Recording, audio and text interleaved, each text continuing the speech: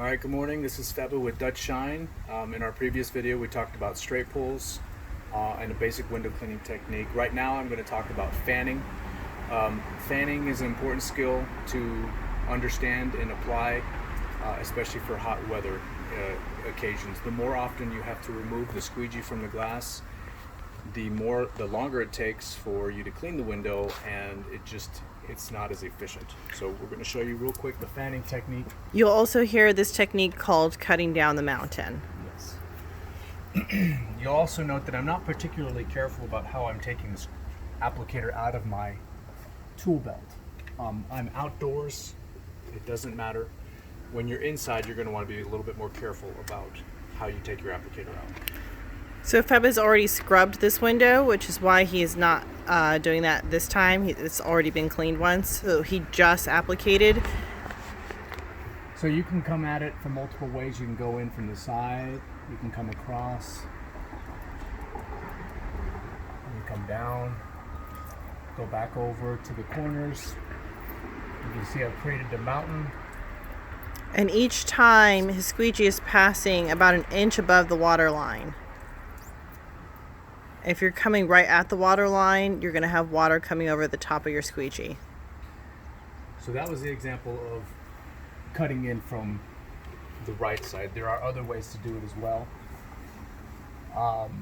You can come at it, you can come in from the middle as well. And the middle is where I prefer to come in. So I'll come in from the middle. You'll see the tip of his squeegee riding the edge. And then right as he makes that turn, the squeegee almost goes parallel with the side of the window. It's a quick turn and then pulling, with the leading edge always being further forward. The last part is closing out. You can close out on the bottom or on the side. You'll see that Feba closed out on the bottom. In this case, bottom is a little bit easier because of the depth of the brick, so that your hand is not hitting the brick by closing out on the edge. A lot of times the reason why I use the trash towel is basically to preserve my detail towels. I get the bulk of my solution off the edges and sides with my trash towel, because again, it's Texas, it's humid. And sometimes using just the detail towel doesn't quite pull it off well enough. You can also use a microfiber cloth, but then I follow it off with a detail towel. The better you get at window cleaning, the more efficient you get at window cleaning, the less you actually have to detail. But the reason why I typically insist on detailing is because I would rather be safe than sorry with assuming that you don't have to detail. I also teach things in such a way that if visibility is poor, as long as you're following the process, you're going to get good results. So sometimes you have a lot of humidity in the air. Sometimes it's a little bit overcast.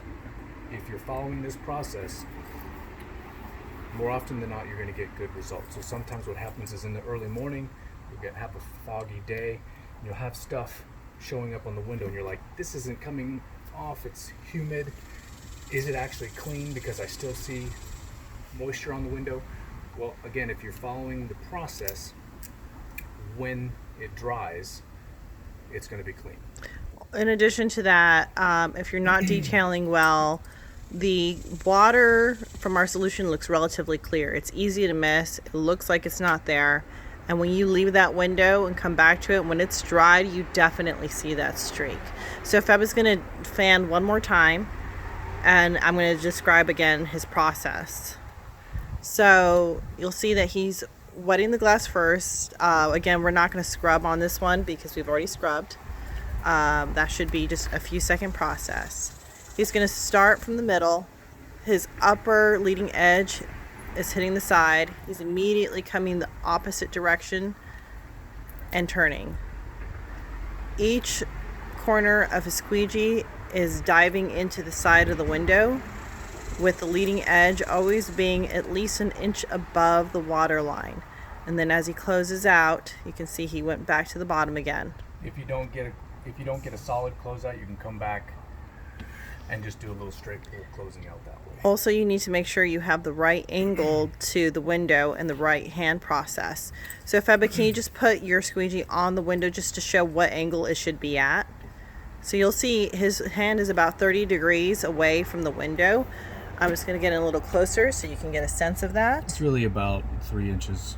Yeah. The end of the handle is about 3 inches away. And the degree angle is going to change based on how long your handle is and the type of handle you have. And then also his hand placement. Feba, can you put your hand back on? And let me show you exactly.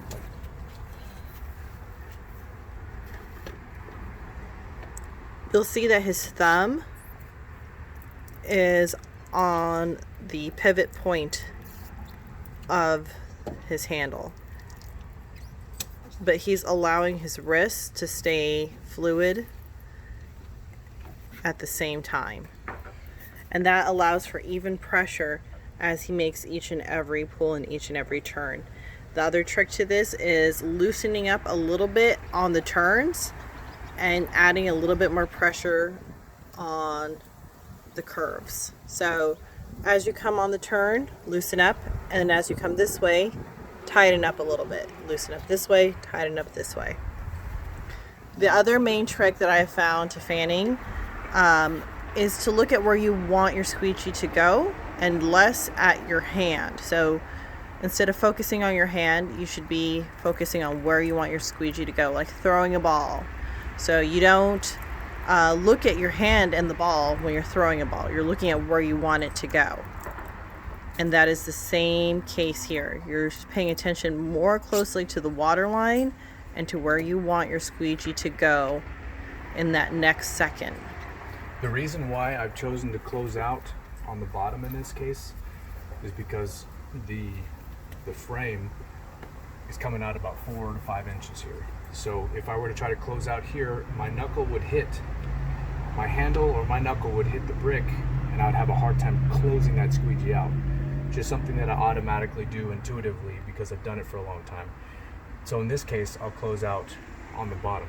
This is another advantage to fanning because it allows you to make that choice at the bottom. If you are doing straight pulls, you're either doing a straight pull from top to bottom or from left to right or right to left. You're kind of stuck with whatever way to close out at the bottom depending on how you started. Whereas fanning, you can change that direction as you go.